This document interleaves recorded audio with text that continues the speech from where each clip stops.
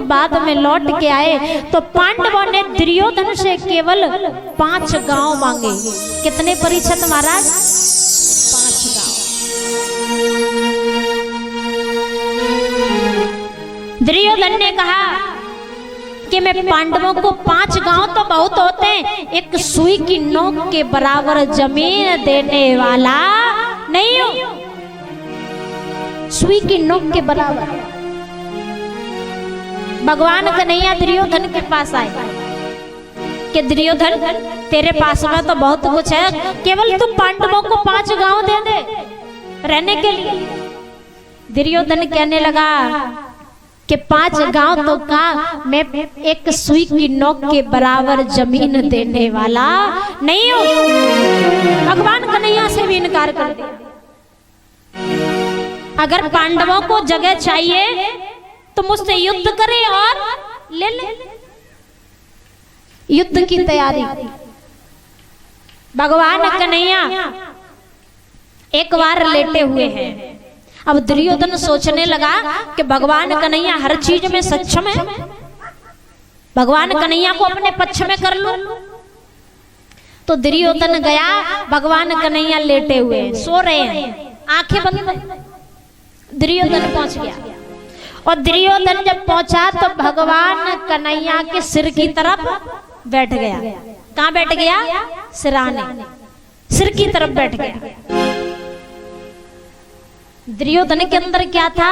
अभिमान। क्या था? अभिमान, अकड़। और अकड़ता कौन है? मुर्दा। अकड़ किसमें होती है? मुर्दे में। जिसके अंदर जान होती है वो अकड़ता नहीं है।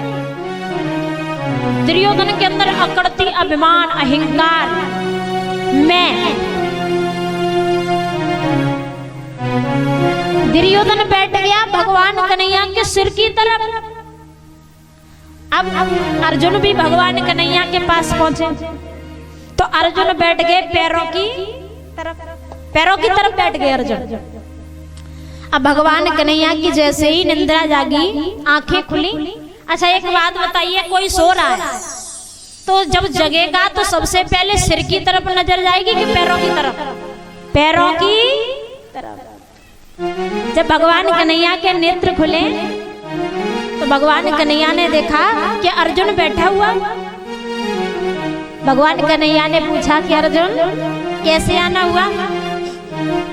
दुर्योधन बोला गोविंद ये तो बाद में आया, पहले तो मैं आया। भगवान कन्हैया कहने लगे कि अरे मुझे तो पता ही नहीं कि तू भी आया है। चल तू ही बता दे तू क्यों आया है। कि मुझे युद्ध में तुम्हारी सहायता चाहिए। तो भगवान कन्हैया ने कहा एक तरफ मेरी 11 अछोड़ी सेना है और एक तरफ मैं हूं, और वो भी युद्ध में ना तो मैं अस्त्र उठाऊंगा, ना हाथ चलाऊंगा, ना हथियार चलाऊंगा। अब तू बता तुझे क्या चाहिए? अब दुर्योधन ने दिमाग लगाया। अकेले एक तरफ ये और एक तरफ 11 छोड़ी सेना है और वो भी ये कह रहे हैं कि मैं हथियार नहीं उठाऊंगा। तो इनका युद्ध में मतलब ही क्या है?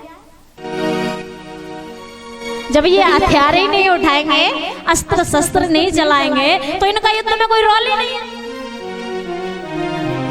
दुर्योधन कहने लगा प्रभु मुझे 11 छोड़ी सेना चाहिए, मुझे 11 छोड़ी सेना चाहिए। भगवान कन्हैया कहने लगे सही, खूब सही है, 11 छोड़ी सेना दी। अब अर्जुन से पूछा कि अर्जुन तुम्हें क्या चाहिए? अर्जुन कहने लगे प्रभु मुझे कुछ नहीं चाहिए, केवल आप चाहिए।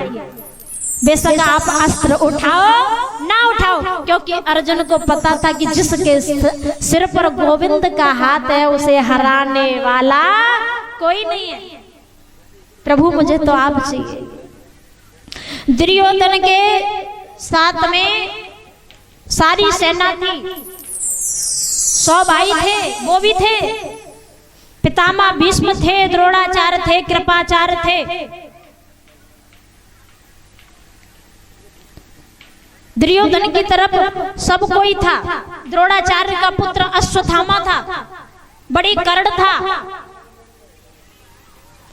अर्जुन के पास में कोई नहीं था। 5 भाई वो थे और एक राजा द्रुपद का पुत्र था दुष्टधन और एक भगवान कन्हैया थे।